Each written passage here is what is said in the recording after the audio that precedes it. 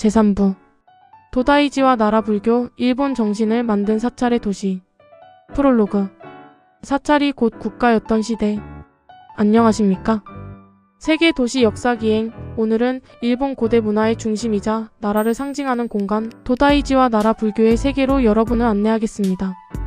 오늘날 우리는 사찰을 종교를 위한 공간으로 생각합니다. 그러나 8세기 나라 시대 71만 794의 사찰은 단순한 종교시설이 아니었습니다.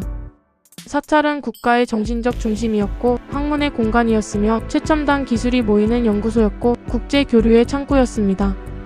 특히 도다이지는 일본 역사에서 가장 특별한 의미를 지닌 사찰입니다. 이곳에는 세계 최대 규모의 목조 건축물로 알려진 대불전이 있었고 그 안에는 거대한 비로자나불이 봉안되었습니다. 그러나 도다이지의 진정한 의미는 건물의 크기에 있지 않습니다. 그것은 8세기 일본이 국가적 위기를 극복하고 하나의 공동체로 통합되기를 바랐던 거대한 정치 종교 프로젝트였습니다. 오늘 우리는 도다이지를 통해 나라 시대 사람들이 무엇을 꿈꾸었는지 그리고 불교가 어떻게 일본 문화의 뿌리가 되었는지를 살펴보겠습니다. 1. 나라 시대와 불교의 성장. 외래 종교에서 국가의 중심으로. 불교가 일본에 처음 전해진 것은 6세기였습니다. 전래 시점에 대해서는 여러 기록이 있지만 일반적으로 백제를 통해 일본 왕실에 공식적으로 소개된 것으로 이해됩니다. 처음 불교는 새로운 외래 사상이었습니다. 일부 귀족들은 적극적으로 받아들였지만 다른 세력들은 전통 신앙과 충돌을 우려했습니다. 특히 일본 고유의 신앙인 신도와 불교 사이에서 긴장이 발생하기도 했습니다. 그러나 시간이 지나면서 일본은 불교를 배척하기보다 자신들의 문화 속에 받아들이는 방향으로 발전했습니다. 7세기에는 성덕태자 57만 4622가 불교를 국가 발전의 중요한 요소로 활용했고 나라 시대에 들어서면서 불교는 국가 보호를 위한 사상으로 자리 잡았습니다. 2. 쇼무천황 70만 1756가 국가불교. 나라 시대 불교 발전에서 가장 중요한 인물은 쇼무천황 70만 1756입니다. 쇼무천황이 통치하던 8세기 일본은 여러 어려움을 겪고 있었습니다. 대규모 전염병, 자연재해, 흉년, 정치적 갈등이 이어졌습니다. 특히 735년부터 737년 사이 유행한 천연두는 일본 사회에 큰 충격을 주었습니다. 당시 사람들은 이러한 재난을 단순한 자연현상이 아니라 사회 질서와 국가의 불안으로 받아들였습니다. 쇼무천황은 이러한 위기를 극복하기 위한 방법으로 불교의 힘에 주목했습니다. 그는 불교가 사람들의 마음을 안정시키고 국가를 보호할 수 있다고 믿었습니다. 이러한 생각은 진호국가 사상으로 발전했습니다. 즉, 올바른 불교를 국가가 후원하면 나라가 평안해진다는 믿음이었습니다.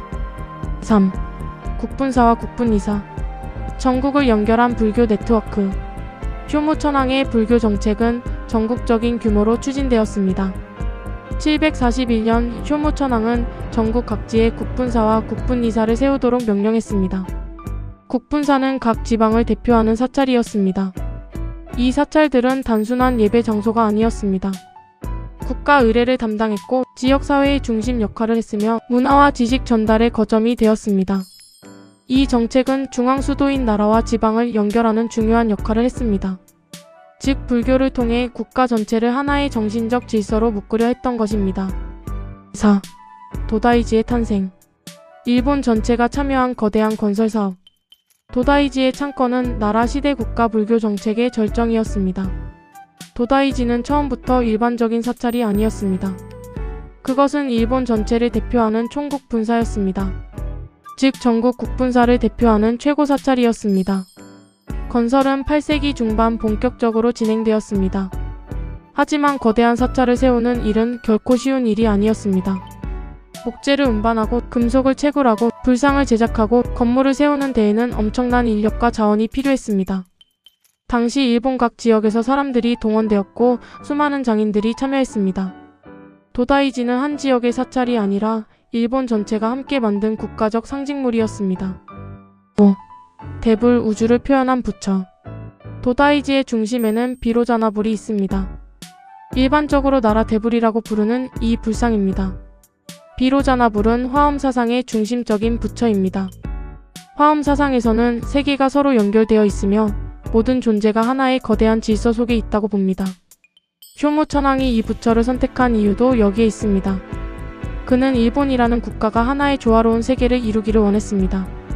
대불은 단순한 종교 조각품이 아니라 국가 통합의 상징이었습니다. 6. 대불 제작의 규모와 기술. 대불 제작은 당시 일본 기술력의 총집합이었습니다. 불상은 청동으로 만들어졌으며 수많은 금속 재료가 필요했습니다. 제작 과정에는 주조 기술, 금속 가공 기술, 도금 기술이 활용되었습니다. 당시 일본에는 이러한 거대한 청동 불상을 제작한 경험이 거의 없었습니다. 따라서 중국과 한반도에서 전해진 기술과 장인들의 경험이 중요한 역할을 했습니다. 특히 불교 조각과 금속 기술은 동아시아 문화 교류 속에서 발전한 분야였습니다. 도다이지 대불은 일본만의 작품이면서 동시에 동아시아 문명이 만나 탄생한 결과물이었습니다. 7. 계안식 세계를 향한 선언. 752년 도다이지 대불의 완성을 기념하는 계안식이 열렸습니다. 이 행사는 매우 성대한 국제 행사였습니다. 당나라 출신 승려 감진 68만 8,763도 참석했습니다. 계안식은 단순히 불상의 완성을 축하하는 행사가 아니었습니다. 그것은 일본이 동아시아 불교 세계의 중요한 구성원이 되었음을 알리는 사건이었습니다. 당시 나라에는 일본뿐 아니라 중국과 한반도 다양한 지역의 문화가 모여 있었습니다. 나라의 수도는 작은 지방 도시가 아니라 동아시아 문화 교류의 중심이었습니다. 제3부 1편을 마치며 도다이지는 단순한 거대한 사찰이 아닙니다. 그것은 나라 시대 일본이 꿈꾸었던 국가의 모습이었습니다. 불교를 통해 사회를 안정시키고 문화를 발전시키며 국가 전체를 하나로 묶으려 했던 거대한 이상이었습니다. 다음 제3부 2편에서는 이어서 화엄종이 바라본 세계관, 감진과 도쇼다이지, 나라 불교가 일본 문화에 남긴 영향, 신도와 불교의 공존, 오늘날 나라가 일본 정신의 고향으로 불리는 이유를 자세히 살펴보겠습니다. 8. 화엄종과 나라 불교의 세계관. 하나의 세계, 하나의 질서를 꿈꾸다. 나라 시대 불교를 이해하기 위해서는 화엄종이라는 사상을 이해해야 합니다. 도다이지의 본존인 비로자나불은 바로 화엄 사상의 중심에 있는 부처입니다. 화엄 사상은 화엄경을 바탕으로 한 불교 철학입니다. 그 핵심은 모든 존재가 서로 연결되어 있다는 생각입니다. 하나의 작은 존재도 전체 세계와 관계를 맺고 있으며 세계 전체는 서로 영향을 주고받는 거대한 하나의 질서라는 것입니다. 이를 흔히 법계 연기라고 표현합니다. 이 사상은 나라 시대 일본 사회에 매우 중요한 의미를 가졌습니다.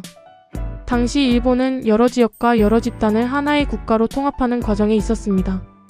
따라서 모든 존재가 조화를 이루는 하나의 세계라는 화엄 사상은 국가 통합의 정신적 기반으로 받아들여졌습니다. 화엄종과 도다이지.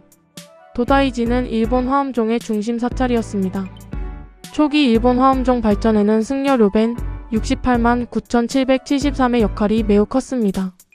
료벤은 나라 시대를 대표하는 고승으로 도다이지 창건과 운영에 깊이 관여했습니다. 그는 화엄 사상을 연구하고 전파하면서 도다이지를 단순한 사찰이 아니라 학문과 수행의 중심으로 발전시켰습니다. 이후 도다이지는 일본 불교 연구의 중요한 중심지가 되었습니다. 승려들은 경전을 연구하고 중국 불교 사상을 배우며 새로운 불교 철학을 발전시켰습니다. 나라 시대의 사찰은 오늘날의 대학과 연구기관의 역할까지 수행했던 것입니다. 9. 감진 68만 8,763. 바다를 건너온 계율의 스승.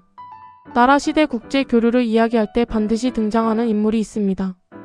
바로 당나라 승려 감진 68만 8,763입니다.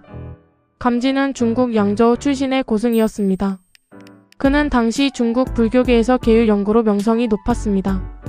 일본 조정은 불교 국가로 발전하기 위해 정식 계율 체계가 필요하다고 판단했습니다. 이에 일본 승려들은 중국에 사신을 보내 감진에게 일본으로 와줄 것을 요청했습니다. 그러나 일본으로 가는 길은 매우 위험했습니다. 8세기 동중국해 항해는 현대의 여행과는 전혀 달랐습니다. 계절풍을 이용해야 했고 폭풍을 만나면 배가 침몰할 위험이 컸습니다. 감진은 5차례나 일본 방문을 시도했지만 실패했습니다. 그 과정에서 건강을 잃고 결국 시력까지 잃었습니다. 그러나 그는 포기하지 않았습니다. 마침내 753년 일본에 도착했고 다음 해인 754년 계단을 설치하여 정식 계율 전수를 시작했습니다. 10. 도쇼다이지. 동아시아 문화가 만난 공간. 감진이 일본에서 세운 대표적인 사찰이 바로 도쇼다이지입니다. 도쇼다이지는 오늘날 나라를 대표하는 불교 유산 중 하나입니다. 이곳은 단순한 사찰이 아닙니다. 중국 당나라 불교와 일본 문화가 만난 공간입니다. 건축 양식에서도 당나라의 영향을 확인할 수 있습니다. 균형 잡힌 목조 건축, 단정한 기둥 배열, 절제된 공간 구성은 당대 동아시아 건축의 특징을 보여줍니다. 감진은 일본 불교의 제도적 발전에 큰 영향을 주었습니다. 그 이전 일본 불교는 왕실과 귀족 중심으로 발전했습니다. 하지만 감진 이후 계율을 갖춘 승려, 교육 체계가 강화되면서 일본 불교는 더욱 체계적인 종교 조직으로 발전했습니다. 11. 나라 불교와 한반도 문화의 흔적. 나라 시대 문화를 이야기할 때 한반도의 영향을 빼놓을 수 없습니다. 고대 일본은 백제와 신라 등 한반도 국가들과 긴밀한 관계를 맺었습니다. 특히 백제 멸망 이후 일본으로 건너간 많은 사람들이 일본 사회 발전에 기여했습니다. 그들은 건축, 불교, 금속 기술, 문자 문화, 의학 등 다양한 분야에서 활동했습니다. 나라 지역의 고대 사찰과 유물 속에서도 이러한 국제적 성격을 확인할 수 있습니다. 예를 들어 호류지는 아스카 시대 건축물이지만 백제와 중국 남북조 문화의 영향을 받은 대표적인 사례입니다.